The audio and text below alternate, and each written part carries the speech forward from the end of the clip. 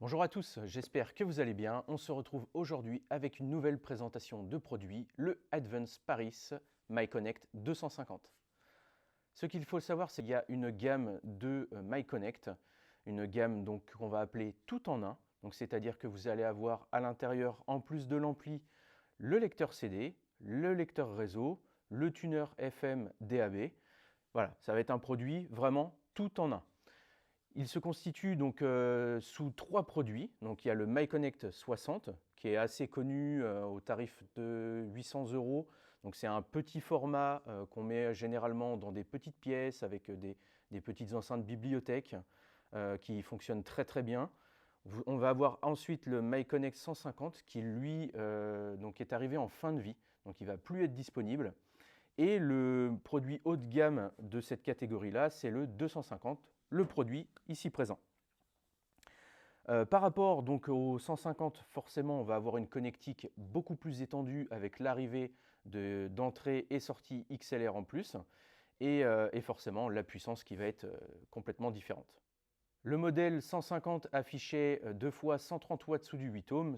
Quant à celui-ci, on est sur du 2 fois 190 watts sous 8 ohms. Bien entendu, tous les produits sont compatibles donc, avec l'application Advanced PlayStream, donc, qui est l'application officielle de la marque, que vous pouvez avoir sur votre téléphone ou sur votre tablette, et qui va vous permettre donc de pouvoir accéder aux radios internet ou à tous les abonnements de services de musique en streaming, donc comme Spotify ou bien Qobuz. Tous les produits de cette gamme-là sont en classe énergétique AB.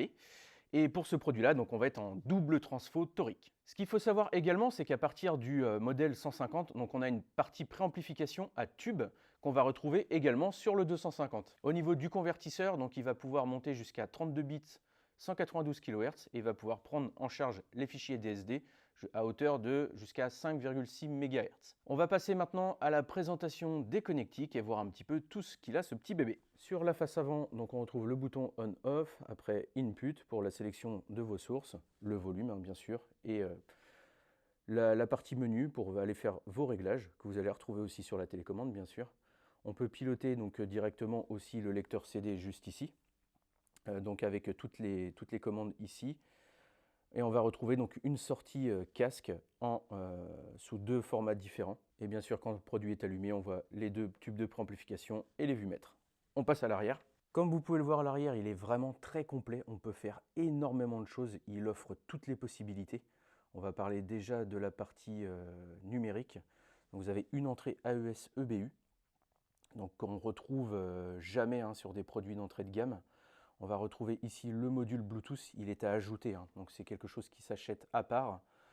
On va retrouver donc le DAB FM ici, 3 entrées coaxiales, 3 entrées optiques. Là c'est vraiment extrême, je pense que même 2 suffiraient amplement.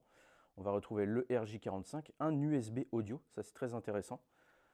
L'antenne Wi-Fi, 2 entrées HDMI, dont un HDMI ARC. Les triggers, pour allumer les appareils ou les éteindre en même temps. On va retrouver une sortie XLR pré-out. On va avoir 2 entrées XLR.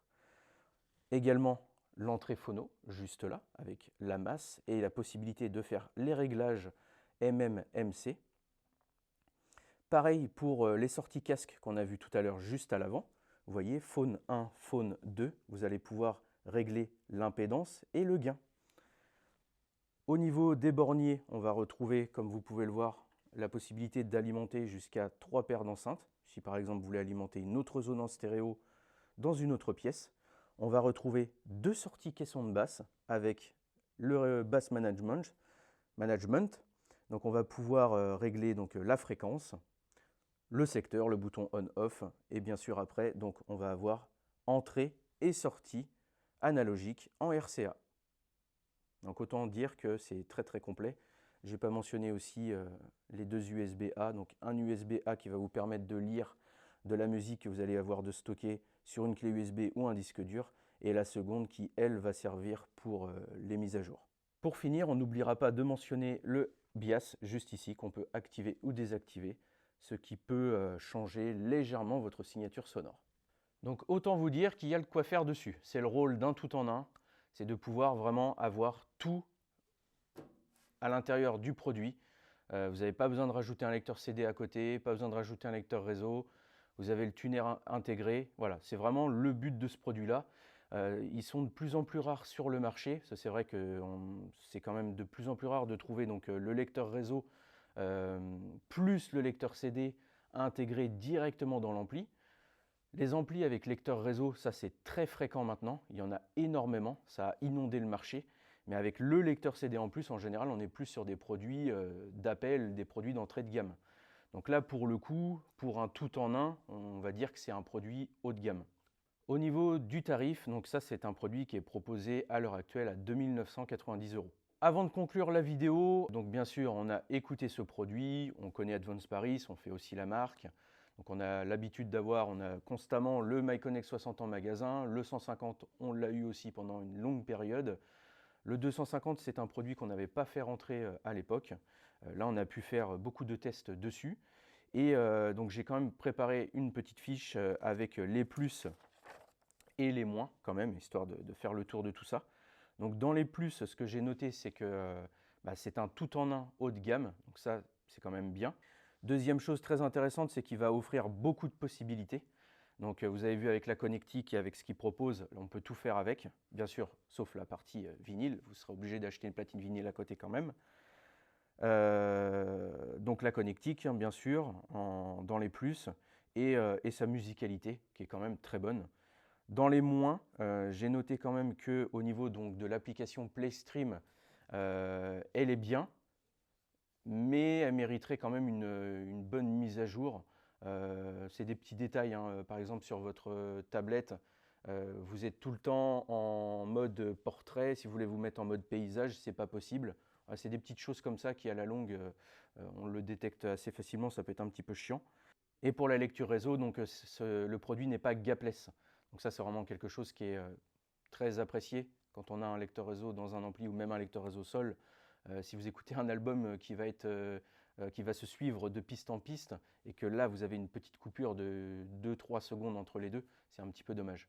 En dernière chose, dans les moins bons, ce que j'ai noté, alors là après c'est plus un avis personnel, c'est au niveau de la façade avant.